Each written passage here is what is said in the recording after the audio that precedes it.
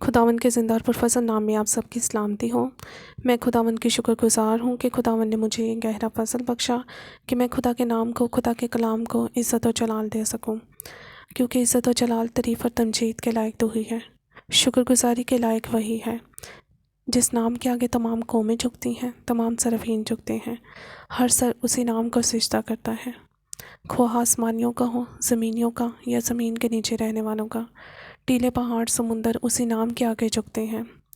آج کی جو میری آیت ہے وہ پہلا تواریخ اس کا 5 باب اس کی 20 آیت ہے، جس میں یوں لکھا ہے: اور ان سے مقابلہ کرنے کے لیے مدد پائی، اور ہاجری اور سب جو ان کے ساتھ تھے ان کے حوالے کیے گئے، کیونکہ انہوں نے لڑائی میں خدا سے دعا کی، اور ان کی دعا قبول ہوئی، اس لیے کہ انہوں نے اس پر بھروسہ رکھا۔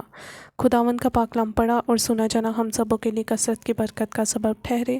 اس کلام کے وسیلہ سے خداوند ہم سب کو کثرت سے برکت عنایت فرمائے۔ خداوند کا شکر اور آمین۔ اس آیت کو ہم کمال پاکیزگی کے ساتھ اور خوشی سے پڑھتے ہیں کہ جب کوئی مسیحی جو ہے مسیح یسوع کے جھنڈے تلے رہ کے اپنی لڑائی لڑتا ہے، تو مسیح یسوع جو ہے وہ آج کل بلکہ ابد تک یکساں ہے۔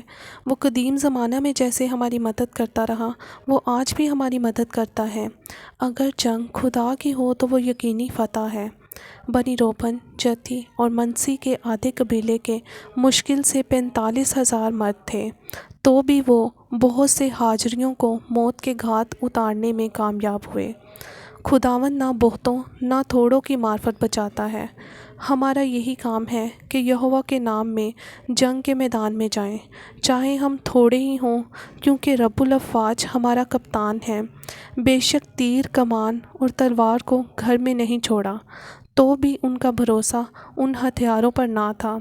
اسی طرح ہمیں بھی ہر طرح کے وسیلے کو بروئے کار لانا ہے، لیکن ہمارا بھروسہ ان پر نہیں بلکہ خداوند پر ہونا چاہیے، کیونکہ وہی اپنے لوگوں کی تلوار اور سپر ہے۔